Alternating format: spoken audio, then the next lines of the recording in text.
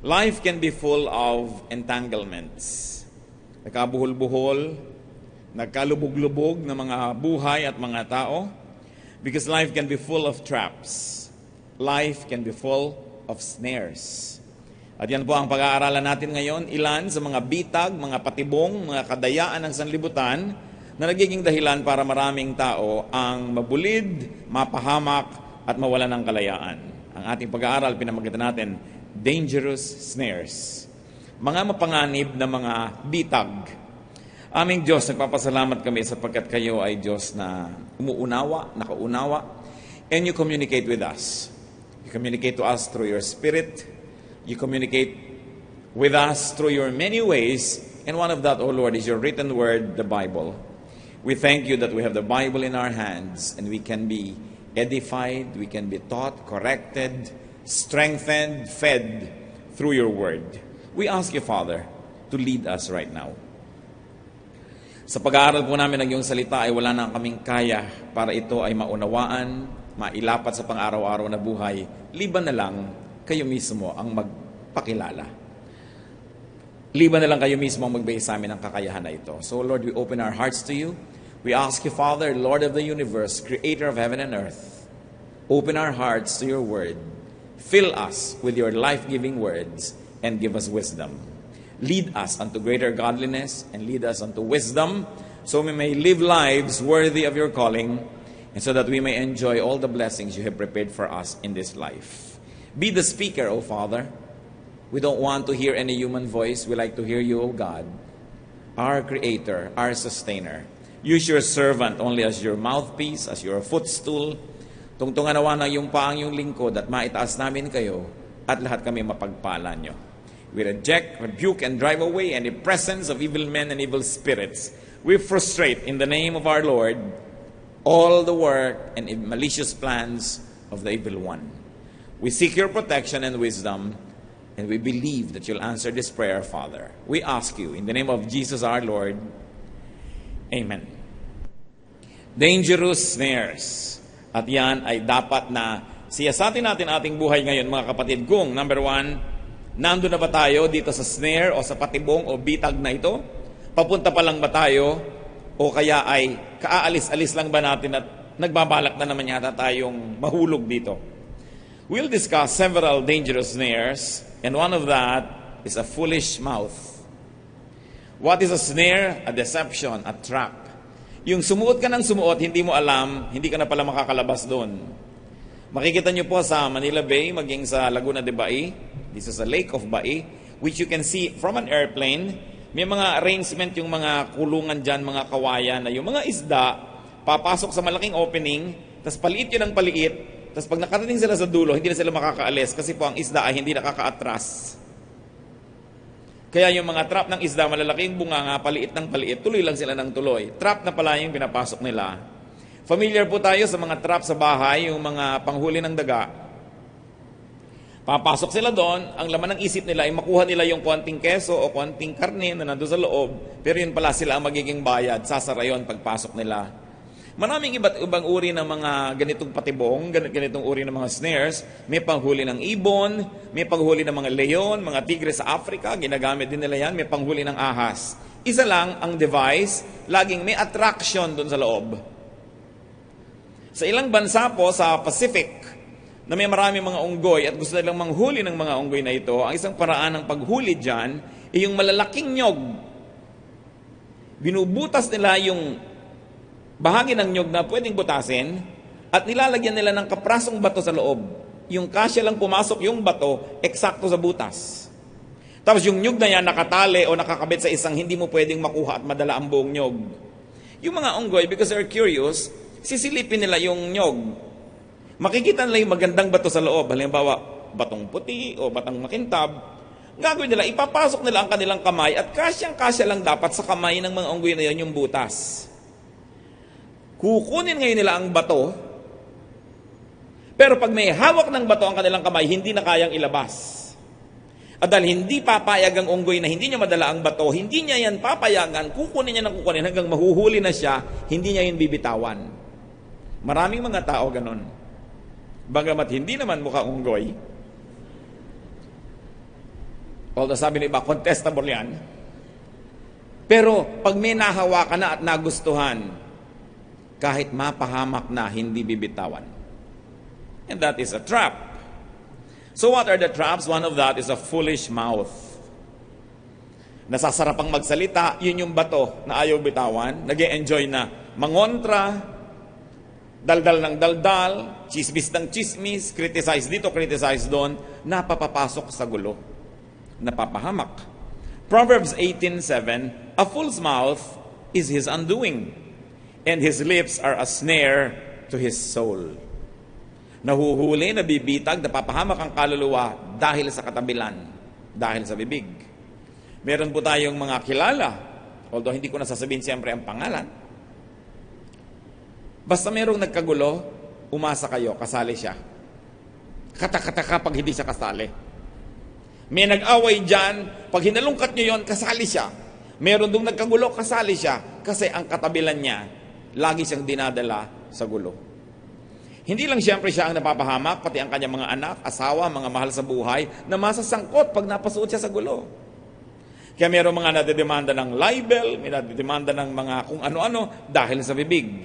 Gusto po nating mabuhay ng mapayapa at tahimik, malaya, hindi nahuhuli ng kung sino-sino, itikom ang bibig. Mas maraming gulo pag mas maraming pinagsasasabi ang tao. Do not be quick to criticize. Do not be quick to comment, to judge, and don't be quick to promise. Yang panunumpa, yang pagsasabing sige, gagawin ko, yan ang napakaraming taong napapahamak. Also, do not be quick to agree. Neither be too quick to disagree. When you are not sure, shut up. Think, pray, and don't say a thing. Napakaraming mga ganyang napahamak na, yung sa katabilan. No? Yung nakita ng nag-iisa yung dumarating, nasa ng misis mo? Anong gusto niyo sabihin? Nag-away kami. Pag may mag-asawa at hindi nyo nakikita magkasama, huwag kayong tanong ng tanong. Liban na lang kapatid nyo mismo, bayaw, yung hindi kayo paglilihiman. Pero yung medyo casual lang yung acquaintance, huwag kayong naghahanap ng taong wala. Dahil baka masuot kayo sa gulo. Meron namang, ang tabang naman itong pagkain na to. Ang tabang, sino bang gumawa nito? Yung pala, sabi ng katapat mo, ako. Ay, siguro, masama. May sipon kasi ako eh. Kaya natabangan ako. Actually, maalat nga eh. You know, kung ano natuloy ang pagsasasabihin mo sa katabilan mo. Quiet is better. Ecclesiastes 5:2, do not be quick with your mouth. Hindi mo alam kung ang saan ka masusuot na gulo dahil sa pagsasalita. Another dangerous snare that godly people will always avoid is involvement with foolish people. Huwag makikisangkot sa mga taong puro na lamang kahangalan ang iniisip, sinasabi at gustong gawin. Proverbs 14:7, stay away from a foolish man, for you will not find knowledge on his lips. In fact, you will find lies and you will find deception and you will also court trouble. Gano'ng karaming tao ang nasuot sa gulo dahil nakibarkada sa isang taong natatawag ng nating what? Foolish. Sabi sa Bible, foolish. So, suriin ninyo, ang tao bang ito ay matalino o hindi? Maayos ba o ano? Magulo ba siya o payapa? Then, iwasan ng ganitong mga tao. Dahil gulo ang kanilang laging kasunod. Another dangerous snare is involvement with wicked people. Yung nasasangkot tayo sa masasamang mga tao. Masasama ang ginagawa, gumagawa ng krimen, meron silang mga pandaraya, may mga racket, meron silang murderous intent, meron silang mga malicious activities. Don't get involved with them. Para yan yung may konti kang nakitang cheese, dadaga ka na, merong attraction, papasok ka, yun pala yung buong katawan mo mabibitag doon. Gaano karami mga mabubuting bata ang napasuot sa mali dahil napabarkada sa masama. Gaano karaming mabubuting mga mister ang napahamak dahil napabarkada sa mga masama. Kahit misis kumisa, napabarkada sa masama. Psalm 1:1, blessed is the man who does not walk in the counsel of the wicked, or stand in the way of sinners, or sit in the seat of mockers. So nakita natin yung tatlong mga verbs dyan, tatlong mga bodily possessions. Paano doon na be-bless? Unang-una, you don't walk in the counsel of the wicked. Hindi ka nakikilakad, nakikiayon sa payo ng masama. So lakad-lakad. You never stand in the way of sinners. Medyo mas permanent na yun, nakatayo ka na doon. You never stand in their way. You get away from the way of the sinner. And neither do you sit. Mas lalo na yun, nakaupo ka na in the seat of mockers. Pag may mga tao na mahilig manglibak, makipag-away, humanap ng gulo, never sit with them. Dahil oras na may naghagi sa kanilang granada, una kayong magkakalasog-lasog dyan. Huwag kayong sumasama doon sa nag-a-attract ng trouble. And you know that there are people who are attractive to trouble. There are people who are like magnets. They just attract trouble. So unless you're so spiritually powerful and so spiritually full that you can neutralize their negative attraction, then avoid them. Pinagpapala daw ang taong hindi nakikiayon, nakikilakad, nakikitayo, at lalong hindi nakikiupo sa mga masasama. Another dangerous snare, of course, is a scheming person. A man or a woman. Yung napakarami niyang mga ginagawa. Para siyang gagamba na meron siyang mga tinatahi at binubuong mga sapot. Malicious yon dahil nag-aantay siyang may dumaan na mapadikit. It's really a trap. No? Although hindi naman natin gustong gawing immoral yung gagamba dahil yun ang hanap buhay niya. Pero ang point natin, may mga tao parang gagamba. Lagi silang may binubuong sapot at naghihintay ng mapapahamak, mapapadikit doon. Especially a scheming adulteress. Sabi sa Ecclesiastes 7:26, I find more bitter than death the woman who is a snare, whose heart is a trap, and whose hands are chains. The man who pleases God will escape her, but the sinner, she will ensnare. So isang trap daw yung babae na adulteress, na akala mo ganun-ganun lang, yung pala nai-involve ka na, ang mga kamay niya ay parang kadena, pag niyakap ka niya, di ka na makawala. Ang kanya mga salita, parang honey, but what's wrong with honey? It's so sticky. Pag meron niyang dumikit na insekto, hindi na siya makakaalis. Hindi lang sa babae yan, siyempre sa lalaki din, because there are scheming adulterers. Napakabait, napakamaalalahanin, matulungin. Pag napaluha ka, inaabutan ka ng panyo. Pagka medyo nalulungkot ka, pinapatawa ka niya ng konti hanggang nahulog na yung loob mo, mamaya meron na kayong affair. So iniingatan daw yung ganito mga swabing lalaki, swabing babae na napakadaling ibigin. In other words, kaibig-ibig, kaakit-akit. At kung kayo may asawa na, wala na kayong dapat pang kinakaakit-akitan at iniibig-ibig. Kaya pag may kaibig-ibig at kaakit-akit, iwas. Yan ang ginagawa ng tao kung ayaw niyang mapahamak. Pero pag nararamdaman mo medyo nahuhulog-hulog na yung loob mo, namimiss-miss mo siya ng konti, mas lalong dapat mong iwasan. At ang pinag-uusapan dito po yung mga kaakit-akit na tao kasi hindi ka nun pwedeng madaya nang di kaakit-akit. Siyempre, hindi naman nakaka-tempt yung wala namang kakwenta-kwenta yung dating niya. So mga lalo may mga asawa, pag-iingatan nyo, kung nag-o-opisina kayo, may mga ka-office mate kayo na masarap kasama, nakakalibang, napapatawa kayo ng konti, layuan nyo. Dahil mamaya-maya, niyayakap-yakap nyo na yan. Sabi ng isang poem, vice is a woman of so frightful mien, as to be hated needs but to be seen. But sin too oft, familiar with her face, we first endure, then pity, then embrace. Ganyan din daw lahat ng bisyo. Sa simula, you endure, then you pity, then you embrace. Tulad ng paninigarilyo, tulad ng kahit anong bisyo, sa simula ayaw mo, uubo-ubo ka pa, nahihirapan ka, pero mamaya gusto mo na ng konti, natitiis-tiis mo na, mamaya hinahanap-hanap mo na. At wala na yatang mas malalang bisyo kesa sa yung tao ang maging bisyo mo. Yung nahulog ang loob mo, nagustuhan mo ang isang tao, na wala ka ng business falling in love and liking people that way. Mag-ingat. At scheme yan eh. Meron talagang mga ginagawang ka ng paraan. Alam na alam mo yung mga scheming women. Kung saan kadadaan, doon nakakalat ang mga kulot-kulot niya. Yes. Parang may radar tong babaeng to. Lahat ng dadaanan ko, doon nakakalat dito. Para siyang kamatsiling nakatinda. Yung mapaputak doon, ayun siya. Scheme. Nagre-research. Inaalam.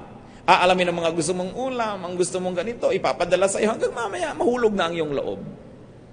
Kaya po yung mga babaeng na mga problema sa asawa nila, huwag kayo nagko-confide sa inyong mga kaibigang lalaki. Kasi mamaya i-comfort kayo niyan. O, napaluha ka, inabutan ka ng tissue. Mamaya yung panyunan niyang may burda ng pangalan niya ang nakaabot. Mamaya ganyan lang mag-abot ang lapit kasi kalong ka na pala niya. So, dahil nakakahinga ka ng sama ng loob, ganun din yung lalaki na may problema sa asawang babae tapos nagkukontento kay kumare. Si kumare, una naaawa-awa lang yan. Kawawa naman si kumpare. Yung awa-awa ngayon ay binibigyan na ng kung ano-anong maliliit na bagay. Hanggang mamaya, sila na. Tatandaan nyo, ulitin ko lang, lalo may asawa na kayo. Pag gusto nyo masyado yung isa, opposite sex, nahuhulog ang loob nyo, lumayo na kayo agad. Don't tempt yourself. Sabi, kahoy mang babad sa tubig. No? Pag daw laging nadadarang, nagiinit din. Kaya, nagsisiklab din yan kahit matagal na babad sa tubig. Ingatan. And a scheming person is always a beautiful, attractive person. Another dangerous snare is careless trust. Sobrang mabilis na pagtitiwala. Trusting just anybody, trusting too soon, trusting too many people, trusting too much, and trusting with too much.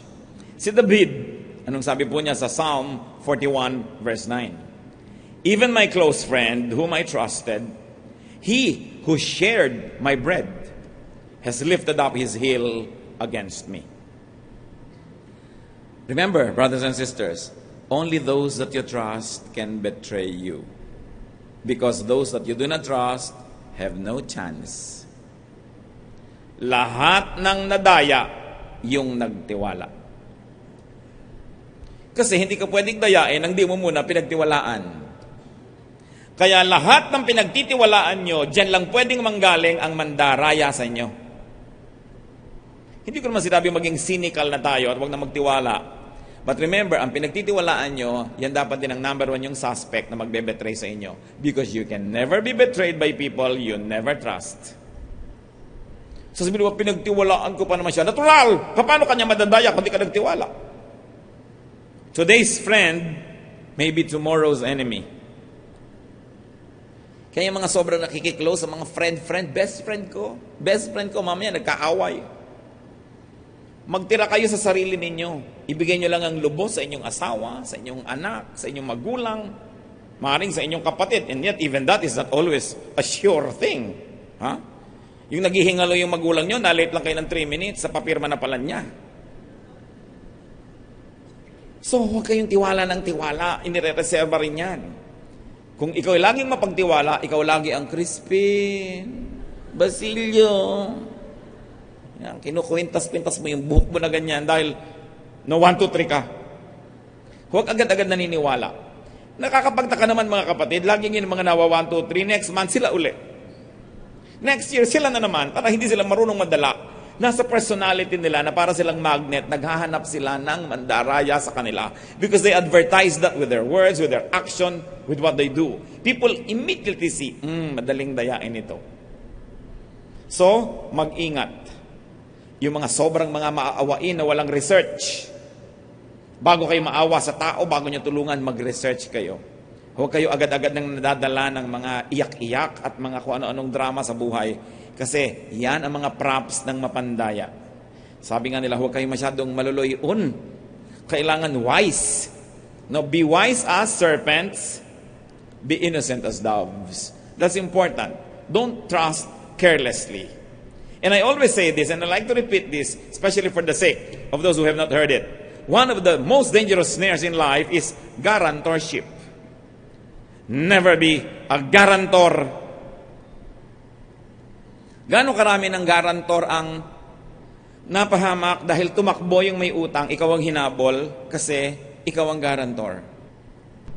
Never be a guarantor. Proverbs 6, 1-5. Huwag na kayo makipagtalo sa akin. Sabi ito na Bible, so ito lang basahin nyo.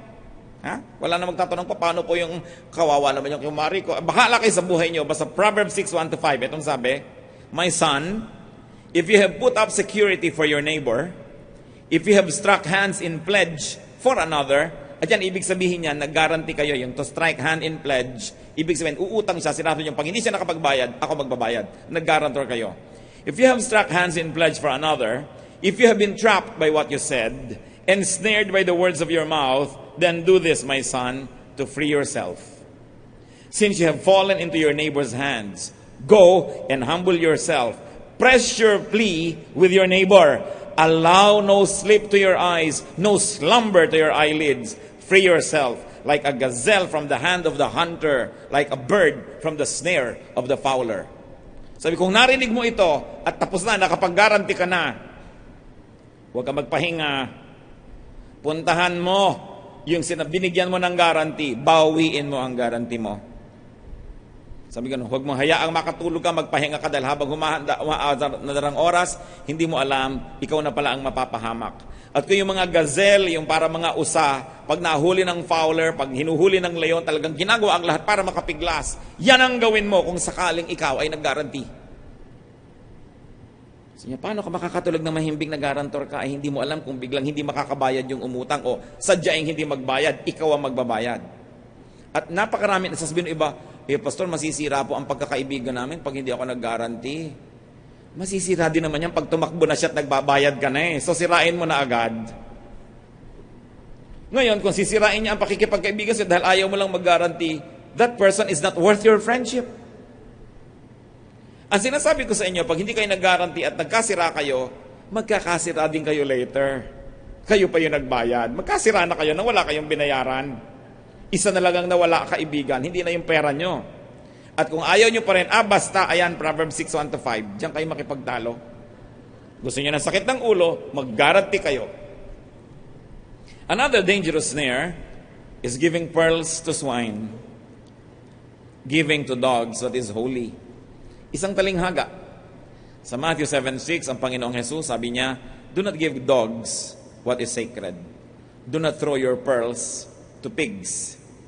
It will help us appreciate what the Lord is saying to first review the attitude of Israelites to animals. If there are two animals that they dislike the most, it's the pigs and dogs. Kasi sa West, at ngayon na rin sa Pilipinas at sa ibang bansa, mahilig sa dogs yung iba. So parang hindi natin maintindihan yung bakit magiging don't give something good to the dogs. Sa Israel, yung dogs at saka pigs, magkarango ang bababa ng pagtingin nila. Ibig sabihin lamang, huwag kayong magbigay ng anumang banal, mahalaga sa isang mababang tao. Sa mababang uri ng pagkatao. Hindi sa mababang lugar sa lipunan na yung posisyon, hindi yon. Yung mababa ang pagkatao. Kasi alam niyo may mga taong ang tataas ng posisyon pero ang baba ng pagkatao. Sharing confidences is one of that. Huwag kayo nagsishare ng inyong sikreto kung kani-kanino na lang. Yun yung inyong pearl. Yun yung what is sacred. Huwag niyo sinasabi kung kani-kanino. Mamaya, pinamalitan na niya because you gave something holy to dogs, to pigs. Sharing sublime ideas and concepts. Kung minsan nga, recipe lang nalaman ng kumare nyo Meron po magkumare. Yung isa, ang nakaimbento ng buko pie recipe. The original buko pie. Siya talaga yung kaisa-isang may buko pie. At nung nag-umpisa yung buko pie sa Los Baños, 35 pesos ang isa. Yung kumare na laging nandun, kumare, anong ginagawa mo? Uy, tulungan kita, kumare, ganyan. Oo nga, kumare. Naku, love kita, kumare. Naalaman ng recipe, nagtayo ng buko pie sa tabi.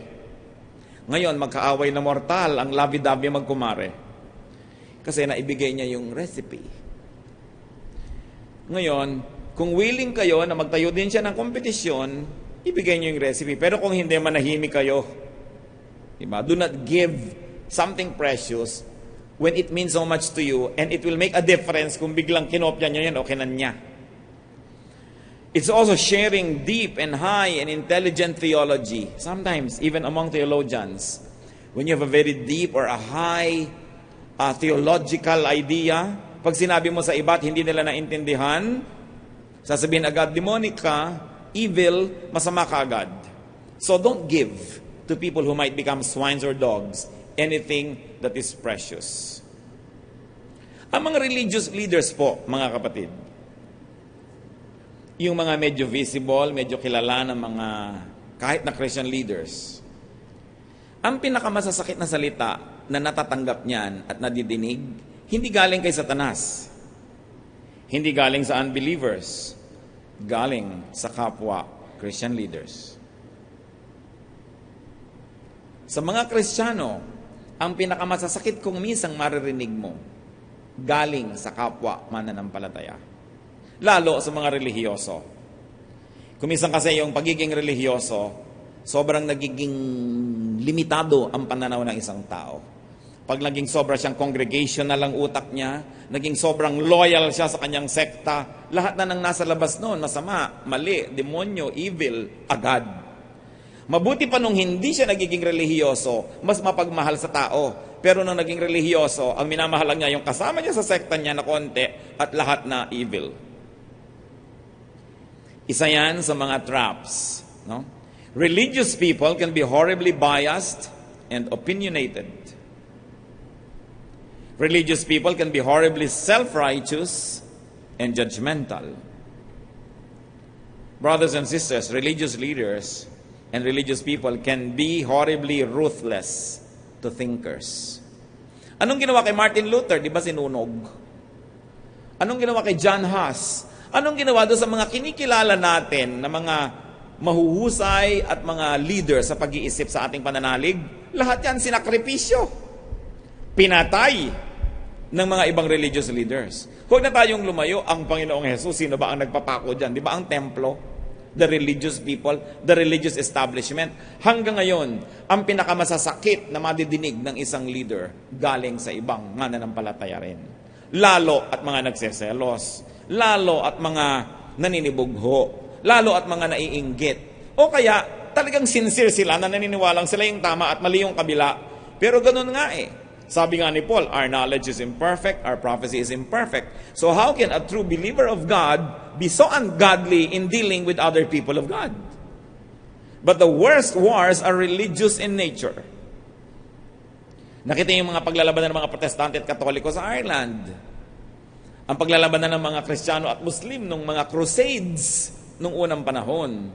Pinakamabibigat na labanan, yung labanan sa pangalan ng Diyos. And you know that it is inconsistent with the character of God. Na hindi kailangang ipinapanalo ang doktrina sa pamamagitan ng dahas o sa pamamagitan ng mga masasakit na pananalita at paghuhusga sa kapwa. Pero ang pinaka-judgmental ang mga pinaka-relihiyoso. Bantayan nyo. Yung lagi na, Pastor, ano po ang tingin nyo sa ganong church? Kulto yan. Ano po ang tingin nyo kay ganon? Naku, masama yan, evil yan. Anong tingin nyo kay ganon? Naku, ganito yan. Yung wala nang mapure. Ano pong tingin nyo sa sarili nyo? Godly, ano pa? Ano pong tingin nyo sa atin? Tayo ang tama. Ano pa? Magduda kayo sa ganitong mga uri ng pag-iisip. Sapagkat hindi ganyan ang katuruan sa Diyos. So, it is important to also beware of very, very religious and fanatic people. Pag may nabanggit kayo dyan, hindi nila nagustuhan, ipamamalitan na agad, demonyo kayo, etc., etc. It's a trap to open your heart to very intensely, religiously biased people. Wala kayo ma-achieve. Another trap is involvement with, at kamag-anak ng sinasabi natin, involvement with self-righteous, judgmental, exclusive, self-centered, and oppressive religion. Akala ninyo, ang pinakamalaki mag-oppress sa tao capitalism? Hindi. O communism? Hindi. Sa history, sa kasaysayan ng tao, ang pinakamalaki mag-oppress ay ang relihiyon. Tingnan ninyo ang kasaysayan. Na oras na ikay naligawan na at na-convert na ng isang very biased and self-righteous religion, magiging spare part ka ng kanilang machinery which is aimed at destroying other religions, which is aimed at getting into religious wars. Kaya napakalaking kalungkutan na makita mo na ang mga tao na naghahanap sa Diyos, naghahanap ng katuwiran at ng kabanalan, masasangkot at magiging miyembro ng isang sekta na napaka-self-righteous, napaka-self-centered, at binubulag nila kanilang mga member para walang maramdaman kundi pagkamuhi sa mga ibang mga pananalig, sa ibang mga pananampalataya, at pagiging self-righteous, sila lang ang tama at lahat mali na. Matthew 16:11, ano sabi po ng Panginoong Jesus? Be on your guard against the yeast of the Pharisees and the Sadducees. Ingatan ninyo ang mga lebedura ng mga Fariseo at ng mga Sadducees na ito, sapagkat pag nahawahan nila kayo, mapapahama kayo. Matthew 23 verses 2 to 5, another comment of God, of the Lord Jesus rather, on the religious people of His time. The teachers of the law and the Pharisees sit in Moses' seat. Sasabi lang, kami tagapagmana ni Moses, kami ang mga amo ngayon, kami ang mga head ng relihiyon. So you must obey them and do everything they tell you. But do not do what they do, for they do not practice what they preach. They tie up heavy loads and put them on men's shoulders, but they themselves are not willing to lift a finger to move them. Everything they do is done for men to see. Ito po ang mga napakadalas sa comment ng Panginoon sa religious system of His time. Sabi niya, you hypocrites, woe to you! You cross oceans and mountains to win a single convert. And once you are able to convert him, you turn him to be twice as much a son of hell as you are. Yun ang sinasabi niya. Ang dami niyong misyon, ang dami niyong mga paghihirap para makakuha ng isang kaluluwa at oras na nakuha niyo, mas dinodoble niyo pa ang kanyang kasamaan. Sapagkat tinuturuan niyo ng mga pag-iisip na napakakitid. Tinuturuan niyo maging mayabang, siya lang ang tama, kailangang tama, lahat mali na. Sabi ko na, you make him twice as much a son of hell as you are. The harshest words of Jesus were against the religious establishment. And justly so. Dahil kasasarap ng buhay ng mga nasa temple, habang nakikipagsabwatan sila sa gobyerno ng Roma at pinagtutulungan nila namang kawawain yung mga taong bayan. Sa kasaysayan po, napakadalas magsabwatan ang relihiyon at ang estado. Nagtutulungan sila. Sinisikil ng estado ang bayan, ang relihiyon naman tinuturo sa tao, magtiis ka anak, may awa ang Diyos. Sa kabilang buhay, may paraiso. Kaya tuloy sabi ng mga komunista, ang relihiyon daw ay isang opio. Isang opium na nambabangag sa mga tao nang hindi nila maramdaman ang hapdi ng katotohanan. But Jesus says, the truth sets free. The true message of Jesus is the freedom of the oppressed. Kaya pag tinignan niyo po yung mga na-o-oppress ng araw, children, women, yung mga sinners, outcast yan, yung mga weak, yan ang sobrang nilingap ng Panginoon. Sapagkat gusto niyang bigyan ng balanse, yung imbalance sa society. Sobrang niyang nilingap, inalagaan, yung mga isinusuka, itinatapon ng lipunan. You know, those that are already marginalized by society, they took a central place in the economy of Jesus, in His teachings. At ang nagpahirap doon, templo, relihiyon. Tingnan ninyo ang lahat ng kasaysayan ng lahat ng mga sibilisasyon. Kung hindi ginagamit, kadalasan niyang relihiyon para lang magkaroon ng mga alipin, mga tagagawa. Bagamat, ang tunay na mga pananalig, katulad din ng sa Panginoon, ay meron talaga, naglilingkod tayo at gumagawa tayo, natural. Pero siya sa atin natin, tama ba itong ginagawa ko? Nasadlak ako sa isang trap. Yung iba naman nalagay sa ganong relihiyon kasi doon lang sila ipinanganak eh. O kaya yung unang nagdala sa kanila, nag-Bible study sa kanila, dinala sila doon sa church na yun, napasadlak na sila doon, pero hindi naman nila talaga choice. Dapat ang isang tao na nag-iisip, sinasabi mo, saan nga ba ako bagay? Ano nga ba ang mga pananalig na dapat kong talagang puntahan, suportahan? At saka, bakit sobrang maminta sa limbaw itong church ko sa kabila? Ganun nga ba talaga yon? Ni-research ko na ba o pumayag na rin ako sa ganitong hatol na ibinigay nila na wala naman akong ginagawang research. Because truth is important. Hindi tayo dapat laging naniniwala. Sapagkat kung merong pinakamalakas mag-brainwash ng mga buong mga lipunan, yan ay ang pulpito. Pag ang pulpito ay hindi maingat at ginamit niya yan sa mali, yan ang pinakamalakas mag-brainwash sa tao. Kaya naman nililigawan ng mga politiko ang mga tumatindig dito sa pulpito.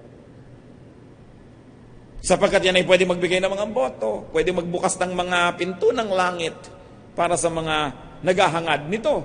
So ang mga tao, bala lang sa kanyon. Pamparami ng crowd sa luneta, pamparami ng taga-boto. People become props. They become just tools in the selfish pursuits of those who want to control both the state and religion. Kaya iniingatan mo, kapatid, kung saan mo inilalagay ang iyong kaluluwa. Iniingatan mo kung saan ka sumasali. Kung ano mga movement ang biglang makikilahok ka doon, baka nagagamit tayo. So mahalaga na masusing pag-aaral. Hindi magagalit ang Diyos na nag-aaral muna tayo. Kahit siya yung tumatawag sa atin, hindi ka muna sumunod dahil gusto mong pag-aralan. Kesa sa sunod ka ng sunod, yung pala iba na yung tumatawag sa'yo. Mahalaga. Be free. Enjoy godly freedom. Never become a prisoner of anything or anyone. Because Jesus is truth and the truth sets free. Alam nyo, yun yung pinapautang nyo. Trap din yan eh. Kasi pag pinautang nyo lang isang tao, kayo na yung hahabol-habol. Nababaligtad na yan. Kung sinusuyo kayo bago siya makautang, pagkautang niya at lalo't hindi niya binabanggit at akala mo na limutan na, ikaw pa ngayon ang nakikiramdam na limutan na kaya niya.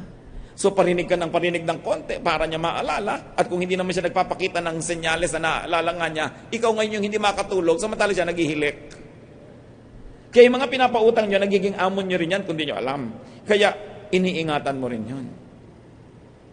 Because you want to take care of God's resources. The precious resources that God entrusts to you must be taken care of. Hindi mo basta-basta na lamang ibinibigay, pinapahiram kung kani-kanino, hindi ka na nag-iisip. Kasi trap din yan. Napakarami po natin pwedeng pag-usapan ng mga traps, mga kapatid. Ang mahalaga, maisip muna natin itong 8 to.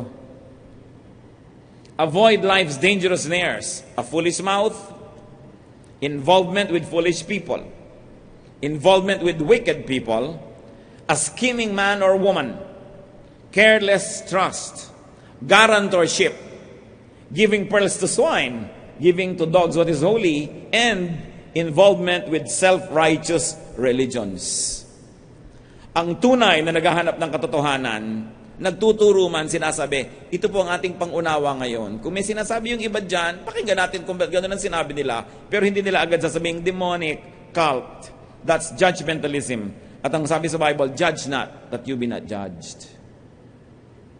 Nakakalungkot ang division ng mga tao na sinasabing sila'y mananalig, mananampalataya sa Diyos. Kahit yung Diyos ng Biblia, iisa yung Diyos ng Biblia, iisa yung Biblia. Pero bakit pagkakahati, sobra-sobra? Sino naghahati? Ang Diyos ba? No, the religious leaders are the ones institutionalizing the division. At mula sa pulpito, umuusok ang mga bibig at mga tenga ng mga salita na nakakapagpagalit, nakakapagpalayo ng loob natin sa ibang mga kapatid pala natin sa Panginoon. Kung tinatawag natin ang sarili natin na anak ng Diyos, ano ang relasyon natin doon sa mga ibang tao na sila din ay itinuturing ang sarili ng anak ng Diyos, di kapatid natin sila. Kung minsan hindi mo lagi naiintindihan ng iyong kapatid, kung minsan hindi ka laging sang-ayon sa kanyang iniisip, pero kapatid mo siya, so hindi mo siya dapat husgahan, hindi ka dapat manira sa ginagawa niya, kasi anak siya ng magulang mo, di kapatid mo rin. At pag siniraan mo yan at sinira mo ginagawa niya, ang sasaktan mo ay ang loob ng magulang niya na magulang mo rin, who is our common parent, who is God. So suspend judgment, be kind with your words, and do not carelessly label people as paganistic, evil, demonic, syncretic, all these kind of things. Hindi nga natin kumisan ma-spell. Tapos agad-agad mo na lang inilalapat sa tao. Judge not, that you be not judged. We need God's wisdom to avoid and to free ourselves from such snares. Marami pa po yan. Sa mga darating na panahon, bibigyan natin ng pansin yung iba pa. But for now, just avoid this 8. Proverbs 14:27, the fear of the Lord is a fountain of life, turning a man from the snares of death. Aming Diyos, kami po ay napapasuri sa inyo. Sino nga po ba kami? Meron po ba sa amin na ngayon, at this moment, trapped in any of this? Ituro mo, Panginoon, sa amin kung paano makakalaya. Bigyan mo kami ng karunungan. Nawa pagpalain mo kami na kami man makatulong para makalaya ang iba. Maging instrumento kami para sa kalayaan din ng iba.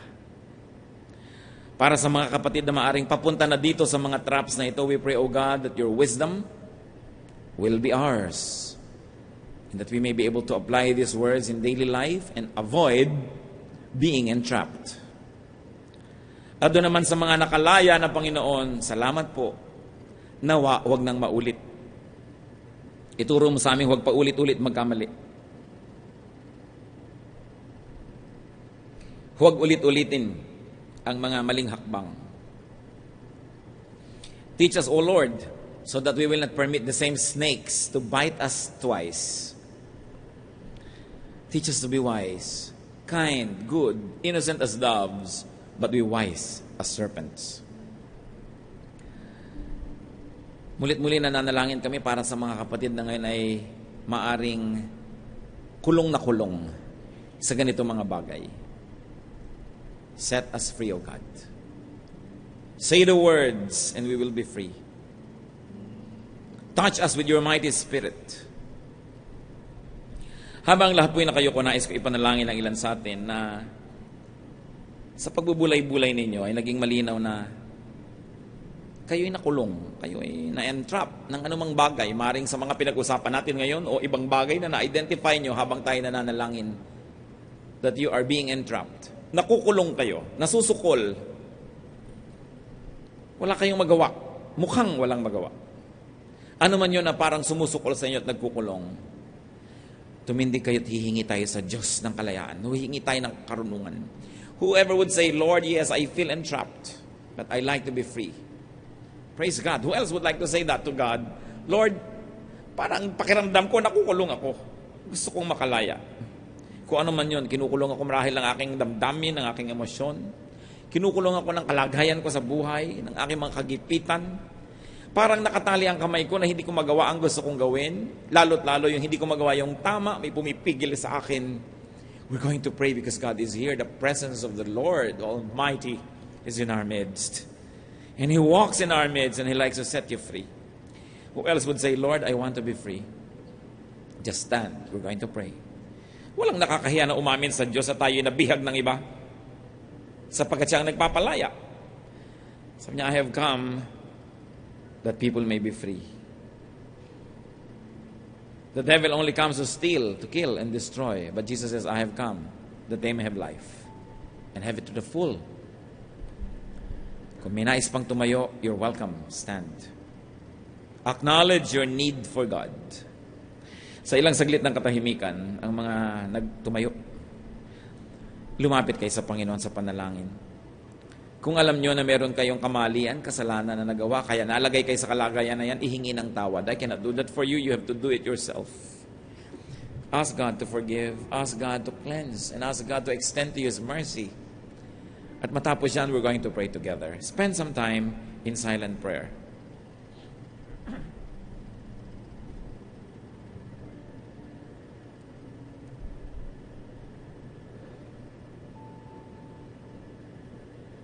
Panginoon naming Diyos, masdan mo po ang puso ng bawat isa, nagtatapat sa inyo.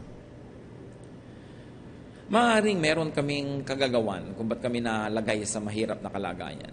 Ipatawad niyo po ang mga personal na bagay na ito. Ayon sa paghingi ng tawad ng bawat isa, igawad niyo po ang inyong pagpapatawad, ang iyong kabaitan, Panginoon, kabutihang loob. Bigyan mo kami ng malinaw na isip, Panginoon, para matuklasan namin, masuri, kung ano ba ang mga dapat gawin para makawala sa mga bitag na ito. Sa mga tali na naggapos sa aming mga kamay at paa, ituro mo sa amin kung paano kakalagin ito sa pamamagitan ng mga tamang desisyon, tamang gawa, tamang salita, tamang mga hakbang. Kung may mga naggapos sa amin, Panginoon, na lampas sa aming kakayahan, na makawala kami sa kanila. In the name of Jesus our Lord, by the power of you, O God, in the heavens, we ask for your intercession. We ask, Lord, that you move in our midst at kayo po ang magpalaya sa amin. You are our God, God of Moses, God of Abraham, Creator of heaven and earth. Palayain niyo po kami sa inyong kapangyarihan sa mga bagay na di namin kaya ngayon sa aming sariling mahinang kalagayan. At bigyan niyo kami, Panginoon, ng lakas ng loob na mamuhay bilang mga malalayang tao. Turuan mo kami, Lord, ng tamang espiritualidad. Pandirihan namin kahit maganda, kahit kaakit-akit, kung ito ay masama.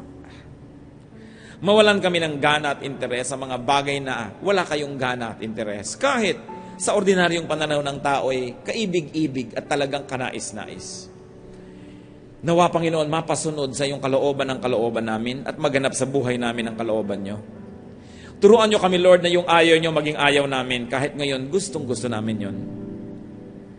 Ituro nyo po sa amin na ang pinandidirihan nyo ay pandirihan namin at ang iniibig nyo ay ibigin din namin. We like to be like you, O God.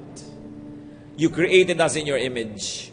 We like to go back to that image that we can become more and more like you. Touch our lives. Mga kapatid, kayong mga tumitindig, kinikilala nyo ang inyong pangangailangan sa harap ng Diyos. At sa pagtindig na yan, kinikilala nyo rin ang ating amang Diyos.